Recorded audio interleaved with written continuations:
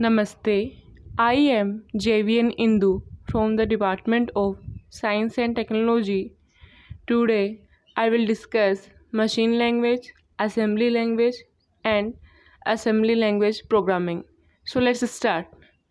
Firstly, discuss the machine language. Student, machine language एक low level programming language होता है जिसको ओनली 0 और 1 के थ्रू रिप्रेजेंट किया जा सकता है। पहले क्या होता था कि कंप्यूटर की स्क्रीन पर कोई भी पिक्चर ड्रॉ करने के लिए हमें बहुत डिफ़िकल्टी होती थी, बिकॉज हमें वो पिक्चर कंप्यूटर की स्क्रीन पर क्रिएट करने के लिए हमें उसे 0 और 1 जो कि बाइनरी डिजिट्स हैं उसके थ्रू हमें ड्रॉ करना पड़ता था। फॉर एग्ज़ाम्पल, अगर हमें 120 को कंप्यूटर सिस्टम के अंदर रिप्रेजेंट करना है तो वो क्या होगा 1 1 1 1 0 0 0। सो ये बहुत डिफ़िकल्ट था लर्न करने के लिए। तो इसी प्रॉब्लम को ओवरकम करने के लिए असेंबली लैंग्वेज का इन्वेंशन हुआ। Assembly language more than low level language है but less than high level language है। असेंबली लैंग्वेज के अंदर हम नंबर्स यूज़ करते हैं, सिंबल्स यूज़ करते हैं और एब्रीविएशंस यूज़ करते हैं इंस्टेड ऑफ 0 और 1s। 0 और 1 की जगह हम लोग क्या क्या यूज़ करते हैं असेंबली लैंग्वेज के अंदर? नंबर्स यूज़ करते हैं, सिंबल यूज़ कर सकते हैं, सिंबल्स यूज़ करते हैं और एब्रीविएशंस यूज़ करते हैं 0 और 1 की जगह।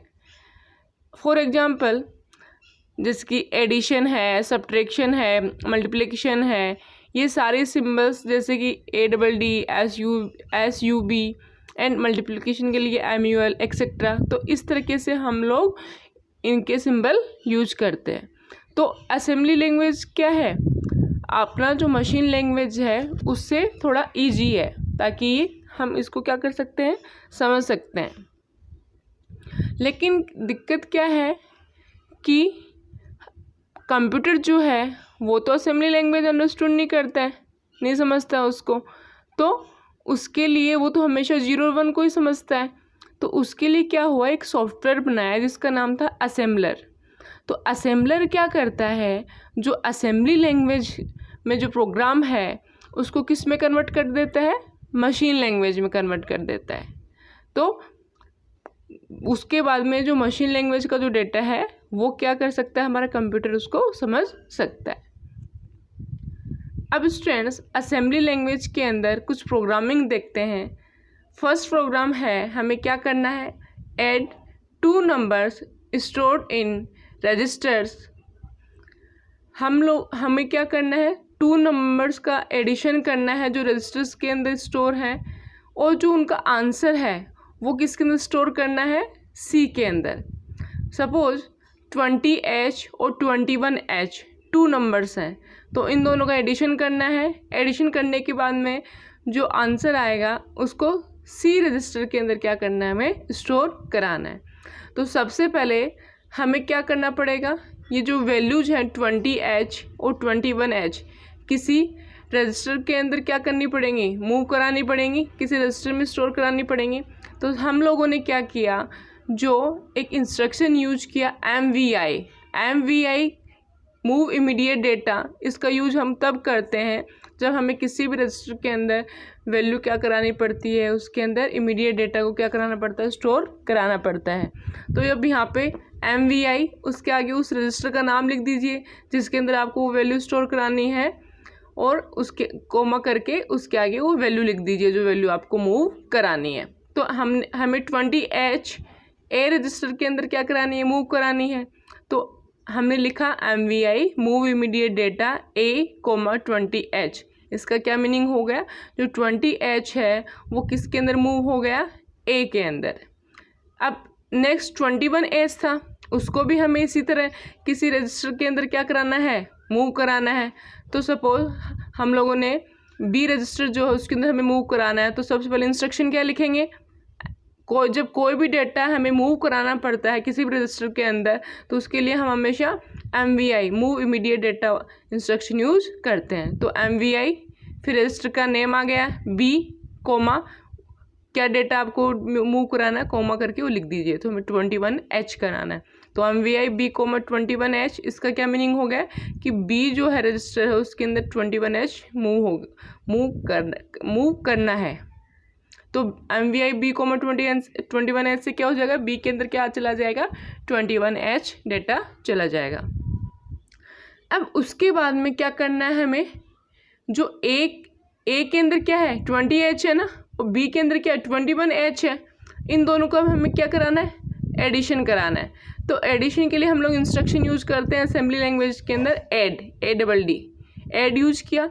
अब उसके बाद में, अब देखिए उसके बाद में हमें A लिखने की नीड नहीं पड़ेगी। जो A के अंदर 20H था ना, तो बाय डिफ़ॉल्ट ये एक उसको कंसिडर कर लेगा, बट हमें यहाँ पे क्या लिखने की नीड पड़ेगी, B। तो यहाँ पर 8B लिखा है, तो 8B हमेशा ध्यान रखना है, यहाँ पे हमें A नहीं लिखना है। A के अलावा जो रजिस्टर है आप वो लिख सकते हैं, क्योंकि A किसको स्टैंड कर रहे हैं यहाँ पे, एक्यूमुलेटर को। तो 8B लिखा है यहाँ पे, तो उसका क्या मीनिंग है, A प्लस B होगा, और वो स्टोर डेटा किस में होगा, अगेन A के अंदर। तो 8B है, इसका क्या मीनिंग है, 20H और 21H है, ये दोनों ऐड होंगे और वापस किसके अंदर स्टोर हो जाएंगे, A रजिस्टर जो है उसके अंदर स्टोर हो जाएगा। लेकिन हमें क्या करना है कि जो इन दोनों का एडिशन जो आया है, जो आंसर जो आया है, उसको क्या करना है, C के अंदर मूव कराना है, C में स्टोर कराना ना। क्वेश्चन में गिवन है कि 2 नंबर्स आपको स्टोर कराने रजिस्टर्स के अंदर, और जो उन दोनों का एडिशन आएगा उनको क्या कराना है, उनका एडिशन जो आएगा उसको C रजिस्टर के अंदर आंसर जो आएगा उसको स्टोर कराना है। तो उसके लिए हमें क्या करना पड़ेगा, A से C के अंदर डेटा को क्या करना पड़ेगा, मूव करना पड़ेगा ना। तो हमेशा डेटा को अब हमें किसी रजिस्टर से दूसरे रजिस्टर के अंदर डेटा जो है ट्रांसफ़र करना है, तो उसके लिए हम लोग कौन सा इंस्ट्रक्शन यूज़ करेंगे, मूव। तो हम लोग ने लिखा मूव लिखने के बाद में जिस रजिस्टर के अंदर आपको डेटा ट्रांसफ़र करना है, जिसके अंदर करना है वो लिखेंगे, फिर कोमा करके उस रजिस्टर का नेम लिखेंगे जिससे आपको ट्रांसफ़र कराना है। तो मूव C, A का क्या मीनिंग हुआ, A के अंदर जो डेटा है वो किस में मूव हो गया, C के अंदर। तो इस तरीके से फर्स्ट प्रोग्राम हमारा कंप्लीट हुआ। हमने क्या किया, 2 नंबर्स को स्टोर कराया रजिस्टर्स के अंदर, फिर उनका एडिशन कराने के बाद में उसको हमने एक न्यू रजिस्टर के अंदर वो वैल्यू मूव करा दी। नेक्स्ट प्रोग्राम है store the data bytes 32H and 36H into memory location 2001H and 2002H।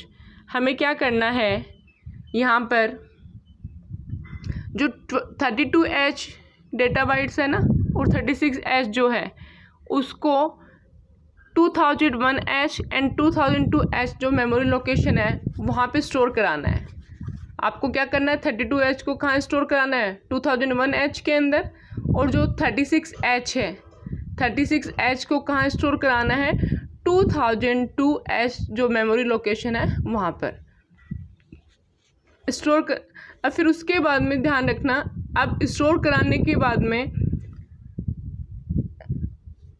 अब सबसे पहले हमें क्या करना पड़ेगा, सबसे पहले तो हमें जो 32H है और जो 36H है वो पहले किसी रजिस्टर के अंदर स्टोर कराना पड़ेगा, फिर उस रजिस्टर से हम लोग उस मेमोरी लोकेशन के ऊपर ही ट्रांसफ़र कर देंगे। तो अब क्या करना है, किसी भी रजिस्टर के अंदर कोई भी डेटा हमें मूव कराना है, तो उसके लिए हम लोग कौन सा इंस्ट्रक्शन यूज़ करते हैं, MVI, मूव इमीडिएट डेटा। तो मूव इमीडिएट डेटा के लिए हम लोगों ने क्या लिखा, MVI। अब हमें A के अंदर क्या करना है, 32H को क्या करना है, मूव कराना है। तो MVI A, 32H, इसका क्या मीनिंग हो गया कि A के अंदर क्या वैल्यू आ गई, 32H। अब उसके बाद में हमें क्या करना है, स्टोर कराना है। 32H को कहाँ स्टोर कराना है, 2001H जो मेमोरी लोकेशन है वहाँ पे स्टोर कराना है। तो स्टोर के लिए हमेशा हम जो यहाँ पे इंस्ट्रक्शन यूज़ करेंगे वो करेंगे STA। STA का क्या मीनिंग होगा, स्टोर। अब स्टोर कहाँ कराना है इस डेटा को, 2001H पे।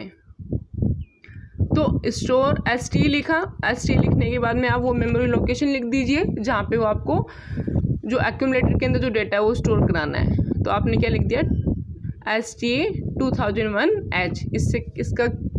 इसका क्या मीनिंग हो गया कि 2001H मेमोरी लोकेशन पे हमारा 32H स्टोर हो गया। नेक्स्ट, अब अगेन हमें क्या कराना है, 36H को 2002 मेमोरी लोकेशन पे स्टोर कराना है। तो सबसे पहले 36H को किसी रजिस्टर के अंदर लेंगे ना, तो हम यहाँ पे क्या करेंगे, एक्यूमुलेटर जो है उसके अंदर अगेन हम 36H को क्या कराएंगे, मूव कराएंगे। तो मूव कराने के लिए हम लोग कौन सा इंस्ट्रक्शन यूज करेंगे, MVI move immediate data A,36H। अब ये चीज़ ध्यान में रखना कि इससे पहले तो एक्यूमुलेटर के अंदर 32H था, फिर उसको 2001 मेमोरी लोकेशन पे स्टोर कराया था। तो जब आप इस A के अंदर अगेन 36H को मूव कराएंगे ना, तो उस टाइम में जो प्रीवियस जो डेटा है A के अंदर वो ऑटोमेटिकली डिलीट हो जाएगा। ठीक है, फिर अगेन हमें स्टोर कराना है 2002H मेमोरी लोकेशन के ऊपर 36H को। तो स्टोर के लिए हम लोग कौन सा इंस्ट्रक्शन यूज करेंगे, STA, फिर उसके आगे मेमोरी लोकेशन लिख दीजिए जहाँ पे आपको स्टोर कराना है, तो 2002H। तो इस तरह से हमने क्या किया, हमारा जो 32H और 36H जो डेटा बाइट्स थी उसको हमने memory location 2001H and 2002H में स्टोर करा दिया। नेक्स्ट प्रोग्राम है add 2 numbers and store the answer at 2003H। हमें क्या करना है, 2 नंबर्स को ऐड करना है। ऐड करने के बाद में हमें जो आंसर आया है उसको कौन सी मेमोरी लोकेशन पे स्टोर कराना है, 2003H पे। अब सब बच्चे हम लोग फर्स्ट इससे जो प्रीवियस वाला जो एग्जांपल था उसके अंदर 2001H और 2002H मेमोरी लोकेशन पे हमने डेटा को स्टोर कराया था ना। तो देखिए हम वही वैल्यूज कंसिडर करते हैं कि हमारा जो 32H था और जो 36H था इस वाले एग्जांपल के अंदर, वही वैल्यूज हम लोग कंसिडर करते हैं यहाँ पे भी। तो सबसे पहले क्या करना है हम लोगों को, जो 2001H जो है मेमोरी लोकेशन, उस मेमोरी लोकेशन में जो डेटा है उसको क्या करना है, रीड करना है। फिर 2002H जो मेमोरी लोकेशन है उस पर जो डेटा है उसको रीड करना है, देन उसको ऐड करना है। अब एक चीज़ ध्यान रखना, रीड ऑपरेशन के लिए हमेशा हम लोग इंस्ट्रक्शन यूज करते हैं लोड के लिए हम लोग यहाँ पे क्या लिखेंगे, LDA। तो हमें क्या करना है, 2001 जो मेमोरी लोकेशन के ऊपर जो डेटा है उसको क्या करना है, पहले रीड करना है। तो रीड करने के लिए हमने क्या लिखा, LDA लोड। LD का क्या मीनिंग होगा, लोड। फिर उसके बाद में वो एड्रेस लिख दो जिस एड्रेस से आपको डेटा को क्या करना है, रीड करना है। तो 2001H से करना है। यहाँ पे कंफ्यूज मत होना, हम अभी तो जस्ट प्रीवियस जो एग्जांपल हमने जो प्रोग्राम देखा था उसका मेमोरी लोकेशन 2001 जो एच हमने जो यूज किया था वो ले रहे हैं। आप यहाँ पर स्पेसिफाई नहीं कर रखा है कि आप कौन सी भी मेमोरी लोकेशन से क्या कर सकते हैं, डेटा को क्या कर सकते हैं, रीड कर सकते हैं अपने अकॉर्डिंग। अब उसके बाद में LD 2001H, अब तो यहाँ पे एज इक्वल्स टू क्या आएगा, 32H आ जाएगा। जब LD 2001H लिखा इट मीन्स क्या है, जो A है उसके अंदर क्या है, 32H है, लोड करा लिया। फिर उसके बाद में आपने क्या किया, मूव B, A। अब जो A के अंदर जो डेटा है वो किसके अंदर मूव हो गया, B के अंदर। तो अब B के अंदर क्या वैल्यू आ गई, 32H आ गई। अब अगेन हमें क्या कराना है, 2002H जो मेमोरी लोकेशन था उस पर जो डेटा है उसको क्या करना है, रीड करना है। तो अगेन हमें क्या करना पड़ेगा, LDA लोड 2002H लिखना पड़ेगा। तो LDA 2002H आपने जो लिखा तो उससे क्या हुआ, A के अंदर क्या वैल्यू आ गया, 36H आ गया। अब हमें 2 वैल्यूज मिल गई। अब हम उसका एडिशन कर सकते हैं। तो एडिशन के लिए हम लोग क्या यूज करते हैं, ऐड यूज करेंगे। ए यहाँ पर नहीं लिखेंगे, वो बाय डिफ़ॉल्ट कंसिडर होता है, फिर बी लिख दिया। तो ऐड बी का क्या मीनिंग हुआ, ए में जो डेटा है और बी में जो डेटा है उन दोनों का एडिशन होगा और वो किसके अंदर स्टोर होंगे, अगेन ए के अंदर।